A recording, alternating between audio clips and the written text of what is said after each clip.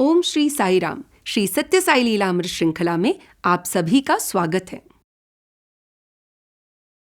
उर्वाकोंडा में जिस पवित्र पत्थर पर बैठकर भगवान ने दिव्य घोषणा की थी और अपना पहला भजन मानस बजरे गुरुचरणम गाया था, उस पवित्र पत्थर की महत्ता बताने के लिए बाल सत्या हमारे प्रिय भगवान नरसिम्हा दास जी के घर गए। वहां उन्होंने नरसिम्हा दास जी के पिताजी को कहा कि ये पत्थर कोई साधारण पत्थर नहीं है, ये मेरी दिव्य घोषणा का साक्षी है।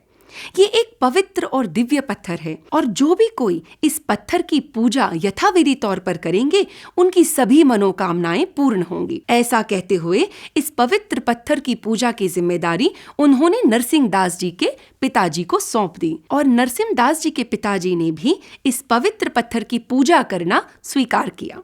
कुछ समय के पश्चात नरसिम्हा दास जी के पिताजी का स्थानांतर किसी दूसरे शहर में हो गया और उन्हें ये घर छोड़ के जाना पड़ा। वे इस बात से चिंतित थे कि ये घर छोड़ने के बाद इस पवित्र पत्थर की पूजा कैसे होगी, लेकिन भगवान ने वो समस्या भी टाल दी। एक दंपत्ति इस घर में रहने के लिए आए। वे बड़े सरल और धार्मिक स्वभाव के थे, इसलिए नरसिम्हा दास जी के पिताजी ने इस दंपत्ति से इस पवित्र पत्थर की पूरी कथा और उसकी महत्ता के बारे में उन्हें विस्तार पूर्वक समझाया और हमारे बाल सत्या की लीलाएं भी, जिसे सुनकर उनके अंदर भक्ति उमड़ पड़ी और उन्होंने खुशी खुशी इस दिव्य पत्थर की पूजा करना स्वीकार किया। लेकिन उन्हें कहाँ पता था कि जैसा भगवान ने कहा था कि जो भी कोई इस पत्थर की पूजा करेगा, उनकी मनोकामना पूर्ण होंगी।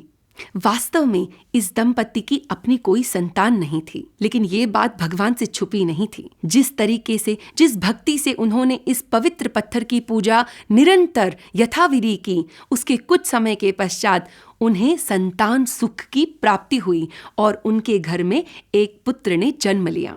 भगवान बाबा से जुड़ी प्रत्येक वस्तु, प्रत्येक चीज में दिव्यता छुपी हुई है और जब हम उनसे जुड़ी हुई किसी भी चीज के संपर्क में आते हैं तो हमें उनका आशीर्वाद प्राप्त होता है। तो फिर जब हम स्वयं साक्षात भगवान को प्राप्त करने के लिए, उन्हें अपने पास, अपने हृदय में स्थापित करने के लिए प्रार्थना करेंगे, तो क्या वे नहीं आएंगे?